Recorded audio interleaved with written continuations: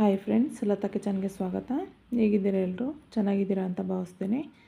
ಇವತ್ತಿನ ದಿನ ಸಿಂಪಲ್ಲಾಗಿ ಹಳ್ಳಿ ಸ್ಟೈಲಾಗಿ ಬಸ್ಸಾರು ಯಾವ ರೀತಿ ಮಾಡೋದು ಅಂತೇಳಿ ತೋರಿಸ್ತಾ ಇದ್ದೀನಿ.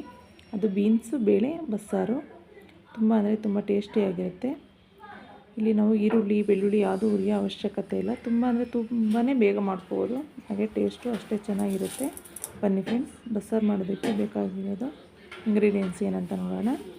ಇಲ್ಲಿ ನಾನು ಸಮ ಪ್ರಮಾಣದಲ್ಲಿ ತೊಗರಿಬೇಳೆ ಹಾಗೆ ಹೆಸರು ಕಾಳನ್ನು ತೊಗೊಂಡಿದ್ದೀನಿ. ಒಂದೊಂದು ಮುಷ್ಟಿಯಷ್ಟು ತೊಗೊಂಡಿದ್ದೀನಿ. ನಾನಿಲ್ಲಿ ನೀಟಾಗಿ ತೊಳೆದು ಇಟ್ಕೊಂಡಿರೋ ಅಂತಹ ತೊಗರಿಬೇಳೆ ಹಾಗೆ ಹೆಸರು ಕಾಳು ಹಾಗೆ ಅರ್ಧ ಕೆ ಜಿಯಷ್ಟು ಬೀನ್ಸನ್ನು ನೀಟಾಗಿ ಬಿಡಿಸಿ ಕಟ್ ಮಾಡಿ ತೊಳೆದಿಟ್ಕೊಂಡಿರೋ ಅಂತಹ ಅರ್ಧ ಕೆ ಜಿ ಬೀನ್ಸು ಹಾಗೆ 10ರಿಂದ 12 ಒಣಮೆಣಸಿನ್ಕಾಯಿನ ತೊಗೊಂಡಿದ್ದೀನಿ. ನಿಮಗೆ ಬೇಕು ಅಂದರೆ ಹಸಿಮೆಣ್ಸಿನ್ಕಾಯಿ ಕೂಡ ಬಳಸ್ಬೋದು. ಹಸಿಮೆಣ್ಸಿನ್ಕಾಯಿ ಬಳಸಿದ್ರೆ ಟೇಸ್ಟ್ ಇನ್ನೂ ಚೆನ್ನಾಗಿರುತ್ತೆ. ಬೇಕು ಅಂದರೆ ಹಸಿಮೆಣ್ಸಿನ್ಕಾಯಿ ಬಳಸ್ಕೊಳ್ಳಿ, ಇಲ್ಲಾಂದರೆ ಒಣಮೆಣ್ಸಿನ್ಕಾಯಿ ಕೂಡ ಬಳಸ್ಬೋದು. ಆಪ್ಷನಲ್ಲಿ ನಿಮ್ಗೆ ಯಾವ್ದು ಬೇಕಾದರೂ ಹಾಕೋಬೋದು. ರುಚಿಗೆ ತಕ್ಕಷ್ಟು ಕುಕ್ಕರ್ ಲಿಡ್ನ ಕ್ಲೋಸ್ ಮಾಡ್ತಾಯಿದ್ದೀನಿ. ಒಂದು ವಿಷಲ್ ಕೂಗಿಸ್ಕೊಂಡ್ರೆ ಸಾಕಾಗುತ್ತೆ. ಈಗ ಒಂದು ವಿಷಲ್ ಆಗಿದೆ. ಕುಕ್ಕರ್ ಕೂಡ ಕೂಲ್ ಆಗಿದೆ ನೋಡಿ, ಇವಾಗ ಬೆಂದಿದೆ ಫ್ರೆಂಡ್ಸ್. ಇಲ್ಲಿ ನಾವು ಒಣಮೆಣ್ಸಿನ್ಕಾಯಿಯನ್ನು ಹಾಕಿದ್ವಿ, ಅದನ್ನು ಸಪ್ರೇಟ್ ನಾನು ಮಿಕ್ಸಿ ಜಾರ್ಗೆ ರುಬ್ಬೋದಕ್ಕೆ ತಗೊತಾ ಇದ್ದೀನಿ.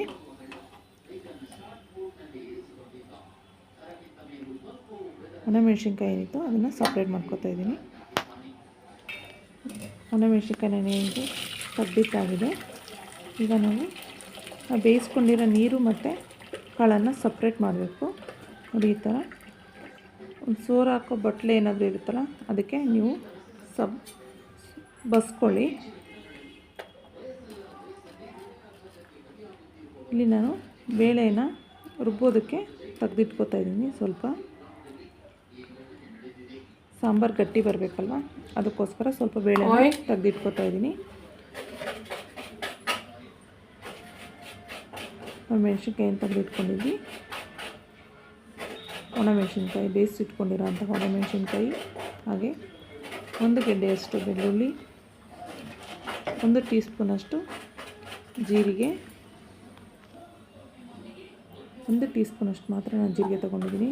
ಹಾಗೆ 5ರಿಂದ 6 ಕಾಳುಮೆಣಸು, ಸ್ವಲ್ಪ ಕೊತ್ತಂಬರಿ ಸೊಪ್ಪು ಹಾಗೆ ಒಂದು ನಿಂಬೆಹಣ್ಣು ಗಾತ್ರದ ಹುಣಸೆಹಣ್ಣನ್ನು ತೊಗೊಂಡಿದ್ದೀನಿ. ಹುಣಸೆಹಣ್ಣನ್ನು ತೊಳೆದು ಹಾಕ್ತಾಯಿದ್ದೀನಿ ನಾನಿಲ್ಲಿ. ಹಾಗೆ ನಾವು ಬೇಯಿಸಿಟ್ಕೊಂಡಿದ್ವಲ್ಲ, ನೀರು ಬಸ್ತೇನು ಇಟ್ಕೊಂಡಿದ್ವಿ, ಆ ನೀರನ್ನು ಸೇರಿಸ್ತಾ ಇದ್ದೀನಿ ರುಬ್ಬೋದಕ್ಕೆ ನೋಡಿ. ಫಸ್ಟು ಇಷ್ಟನ್ನು ರುಬ್ಬೋಬೇಕು ನೋಡಿ.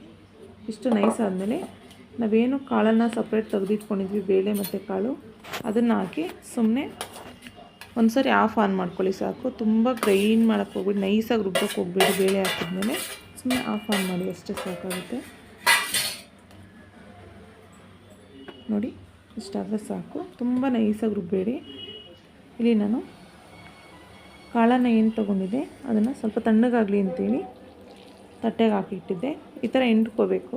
ನೀರಿರುತ್ತಲ್ವ, ಪಲ್ಯ ಹಾಳಾಗ್ಬಿಡುತ್ತೆ ಬೇಗ. ಅದಕ್ಕೋಸ್ಕರ ಈ ಥರ ನೀರನ್ನು ಸ್ವಲ್ಪ ಹಿಂಡ್ಕೊಳ್ಳಿ. ನೀರನ್ನು ಹಿಂಡ್ಕೊಂಡ್ರೆ ಬೇಗ ಹಾಳಾಗಲ್ಲ, ಪಲ್ಯ ಚೆನ್ನಾಗಿರುತ್ತೆ. ಅದೇ ಥರ ಎಲ್ಲ ನಾನು ಕಾಳನ್ನು ಬೇಯಿಸ್ಕೊಂಡಿರೋ ಕಾಳನ್ನು ನೀಟಾಗಿ ಹಿಂಡಿ ಎತ್ತಿಟ್ಕೊಂಡಿದ್ದೆ.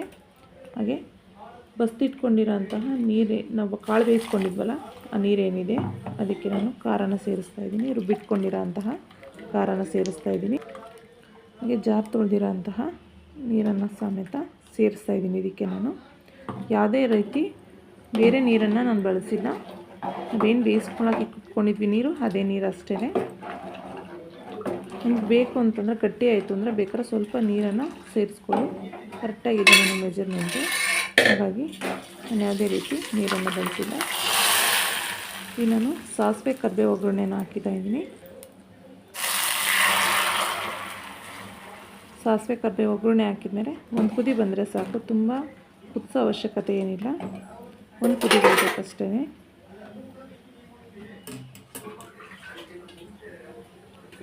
ತುಂಬ ಚೆನ್ನಾಗಿರುತ್ತೆ. ಟೇಸ್ಟ್ ವೈಸ್ ಮತ್ತು ಸೂಪರಾಗಿರುತ್ತೆ. ಒಮ್ಮೆ ಟ್ರೈ ಮಾಡಿ ನೋಡಿ. ಹೇಗಿತ್ತು ಅಂತ ನಿಮ್ಮ ಅನಿಸಿಕೆ ಅಭಿಪ್ರಾಯನ ತಿಳಿಸಿ. ನೋಡಿ ಸ್ಮಳ್ತಾ ಇದೆ, ಒಂದು ಕುದಿ ಬಂದಿದೆ, ಸಾಕಾಗುತ್ತೆ.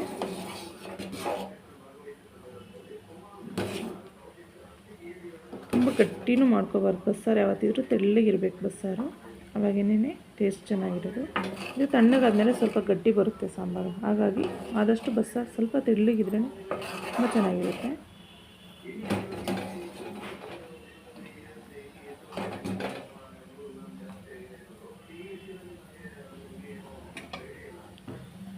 ಇವಾಗ ಇದಾಗಿದೆ ಫ್ರೆಂಡ್ಸ್, ನಾನು ಸ್ಟವ್ ಆಫ್ ಮಾಡ್ತಾಯಿದ್ದೀನಿ. ಸ್ಟವ್ ಆಫ್ ಮಾಡಿದ್ದೀನಿ ನಾನು.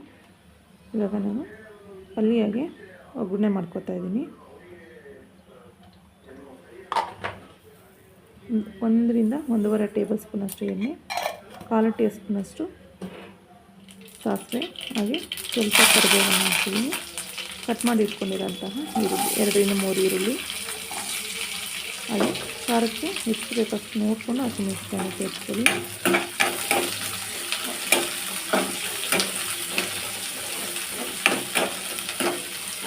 ಕಲರ್ ಚೇಂಜ್ ಆಗಬೇಕು, ಆದಷ್ಟು ನೀಟಾಗಿ ಫ್ರೈ ಮಾಡ್ಕೊಳ್ಳಿ, ಇಲ್ಲಾಂದರೆ ಪಲ್ಯ ಬೇಗ ಹಾಳಾಗ್ಬಿಡುತ್ತೆ. ಅದಕ್ಕೋಸ್ಕರ ಈರುಳ್ಳಿ ಆದಷ್ಟು ನೀಟಾಗಿ ಫ್ರೈ ಆಗಬೇಕು. ಇಲ್ಲಿ ನಾನು 2 ರಿಂದ 3 ಟೇಬಲ್ ಸ್ಪೂನಷ್ಟು ತೆಂಗಿನಕಾಯಿ ತುರಿ ತಗೊಂಡಿದ್ದೆ. ಹಸಿಕಾಯಿ ಅಲ್ವಾ, ಅದಕ್ಕೋಸ್ಕರ 1 ನಿಮಿಷ ಫ್ರೈ ಮಾಡ್ಕೊಳ್ಳಿ.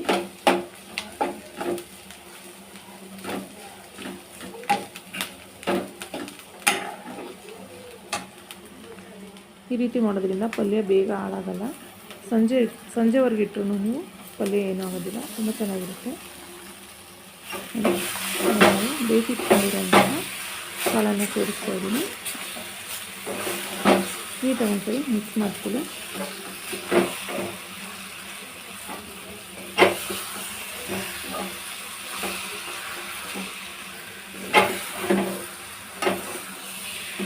ನಾವು ಒಗ್ಗರಣೆ ಎಷ್ಟು ಚೆನ್ನಾಗಿ ಬೇಯಿಸ್ಕೊತೀವೋ ಅಲ್ಲಿ ಅಷ್ಟು ಚೆನ್ನಾಗಿರುತ್ತೆ, ಹಾಳಾಗೋದಿಲ್ಲ ಬೇಗ. ನೋಡಿ ಇಷ್ಟೇ ಇದಾಗಿದೆ ಫ್ರೆಂಡ್, ಪಲ್ಯ ರೆಡಿ ಇದೆ, ಸಾಂಬಾರು ಕೂಡ ರೆಡಿಯಾಗಿದೆ, ಬಿಸಿ ಬಿಸಿ ಮುದ್ದೆ ಕೂಡ ರೆಡಿಯಾಗಿದೆ. ಸರ್ವ್ ಮಾಡ್ತಾಯಿದ್ದೀನಿ ನಾನಿಲ್ಲಿ ಮುದ್ದೆ ಜೊತೆ. ಮುದ್ದೆ ಹಾಗೆ ಬಸ್ಸಾರು ನೋಡ್ತಾ ಇದ್ರೇ ಖುಷಿಯಾಗುತ್ತೆ, ತಿನ್ನಬೇಕು ಅನಿಸ್ತಾ ಇದೆ.